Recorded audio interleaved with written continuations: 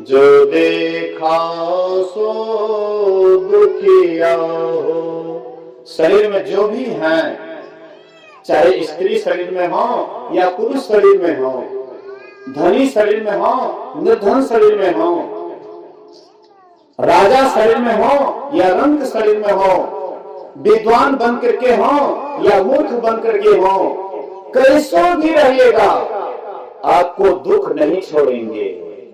इसलिए कबीर साहब कहते हैं, काम क्रोध मद लोभ के जगलत घट में खान, क्या मूर्ख क्या पंडिता दोनों एक समान। जो पढ़े लिखे नहीं है उनको काम क्रोध लोभ मोह सताता है, लेकिन जो पढ़े लिखे नहीं उसको काम क्रोध लोभ मोह नहीं सताता है, ऐसी बात नहीं है, उसको भी सताता है।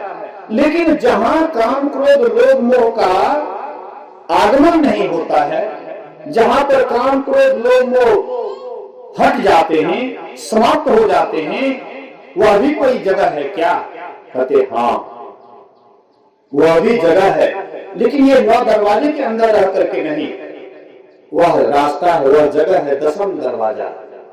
वह 10वां दरवाजा में अगर आप जाएंगे तो आप ऐसे आनंदित हो जाएंगे, वासना का क्षय हो जाएगा, काम क्रोधाधिक विकार जल करके राख हो जाएगा, और आप अपने को इतना सुखी पाएंगे, लगेगा कि हम यहीं पर क्यों नहीं रहे, यही मेरे रहने का स्थान है।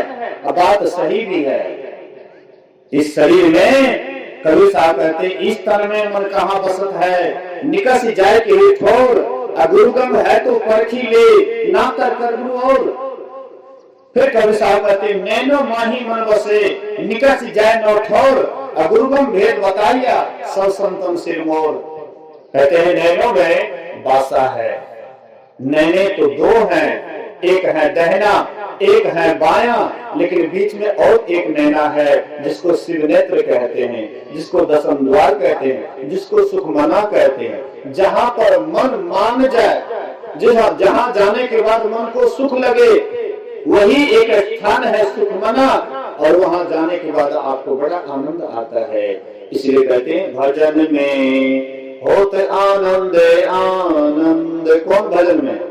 ढोलक लाइए, हारमोनिया लाइए, करताल लाइए, मंजीरा लाइए, खूब बजाइए, ये नहीं, ये तो जब तक बजेगा तब तक, उसके बाद बंद हुआ तो सब आनंद खत्म। लेकिन आपके भीतर में परमात्मा का दिया हुआ वह आवाज है, वो ऑटोमेटिक बज रहा है। बहरा सुनी मस्त होता है, बात बतावे सारी। जो संसार से बहरा हो जाता है, परमात्मा के तरफ जिसका लौ लग जाता है, जिसको गुरु से लगन लग जाता है, वही उस आवाज को सुनते हैं, वही उस ध्वनि को सुनते हैं। और जो एक बार सुन लेते हैं, उनके भीतर वो बराबर ध्वनि होती रहती है। इसलिए कहते हैं, सुनता है गुरु ज्ञानी, ज्ञानी सुनता है गुरु ज्ञानी, गगन में आवाज हो रही है झिनी झिनी, झिनी झिनी, झिनी झिनी। सुनता है गुरु ज्ञानी, ज्ञानी सुनता है गुरु ज्ञानी। वह भीतर में आवाज होता है, लेकिन उस आवाज को सुनने के लिए सावधान होकर के, सचेत होकर के, मन में जो भी कचरा आता है वह कचरा को हटाएंगे और वह आवाज को सुनेंगे। वह कचरा है गुनावन का। जब हम बैठते हैं ध्यान पर, गुनावन आने लग जाता है, मन में अनसंत बात आने लग जाता है और आलस आ जाता है। यही 2 बाधाएं हैं। इन 2 बाधाओं से ऊपर उठेंगे। गुनावन आता है, उसको हटाइए, आता है हटाइए। जैसे कोई सावन भादों में गंगा स्नान करने के लिए जाते हैं, तो गंगा जी बहुत कूड़ा करकट बहते रहता है। बारिश होने के कारण सब ओर से पानी आता है और गंगा जी के पानी के ऊपर बहुत कूड़ा करकट बहता है। तो जो श्रद्धालु भक्त हैं, वे हाथ से कूड़ा करकट को हटा देते हैं और गंगा में डुबकी लगा लेते हैं। ऐसे ही आप अपने भीतर रूपी गंगा में, आपके भीतर में पवित्र गंगा नदी बह रही है, उसमें अगर ध्यान के द्वारा डुबकी लगाते हैं, उसमें भी बहुत कूड़ा करकट आते रहता है। इतना ख्याल आता है, इतना इतना गुनावन आता है, ऐसे ऐसे विचार आता है कि मन वहां पर टिकता नहीं है, मन वहां से हट जाता है। बैठे ध्यान करने के लिए, ये क्या होने लगा, बैठे जप करने के लिए होने लगा गप। लेकिन आप अगर करेंगे अभ्यास और करते रहेंगे, एक दिन मन आपका काबू में हो जाएगा। लेकिन अभ्यास छोड़ देंगे तो धीरे धीरे मन बेकाबू हो जाएगा, तब आपसे ध्यान होगा ही नहीं। करत करत अभ्यास ते जड़मती होत सुजान, रसरी आवत जागते सिल पर पड़त निशान।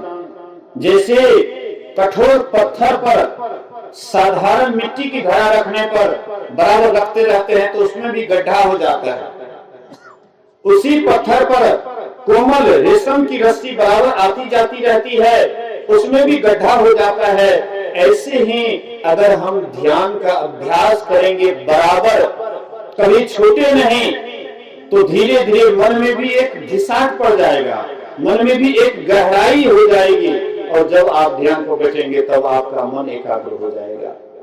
इसलिए कहते हैं ध्यान को छोड़ना नहीं चाहिए, करते रहना चाहिए। नहीं भी बने तो पर भी ध्यान पर बैठना चाहिए। अगर ऐसा करते रहेंगे, निश्चित है कि एक दिन मन हार जाएगा, मन हार जाएगा, आपका काम बन जाएगा। और जब तक मन जीता हुआ है, मन के हारे हार है, मन के जीते जीत। मन को जीत लिए तो आप सब कुछ जीत लिए। अब मन से अगर आप हार गए तो आप बाहर में चाहे किसी को आप जीत लीजिए। महावीर, भगवान महावीर कहते हैं कि कोई लाखों योद्धाओं को जीत ले, लेकिन अगर वह मन को नहीं जीत पाया है, उसका जीत एक दिन हार में बदल जाएगा। लेकिन बाहर में किसी योद्धा को कोई पछाड़े नहीं, लेकिन मन रूपी शत्रु को अगर बस में कर ले, मन को अगर काबू कर ले, यही उनकी सर्वश्रेष्ठ विजय होगी। इनसे बढ़कर के संसार में और कोई विजय नहीं है। इसलिए इस विजय को पाने के लिए हमें सत्संग ध्यान का सहारा लेना है, साधना का सहारा लेना है, और समय समय से ध्यान करेंगे, सत्संग करेंगे, दोनों काम अगर करते रहेंगे, एक न एक दिन मन हमारा आपका काबू होगा, और फिर तो हमारा ही काम बनेगा, यह जीवात्मा का ही काम बनेगा। यही एक दिन जाकर के परमात्मा का दर्शन करेंगे, और इसी का लोग और परलोक संभलेगा। अभी आरती होगी, और आरती के तुरंत लगले ध्यान का तुरंत कार्यक्रम लगले हाथ होगा, तुरंत ध्यान का कार्यक्रम होगा। आरती होने के तुरंत बाद ध्यान होगा। इसलिए आइए हम लोग आरती की ओर चलते हैं और फिर लगे ध्यान करेंगे। और 11 बजे जलपान की भी व्यवस्था है, सब आदमी 11 बजे जलपान करेंगे। बोलिए प्रेम से श्री सद्गुरु महाराज की जय। आरती संग गुरु जय अंतर गोत हम लखे जय पांच खत्र करने ले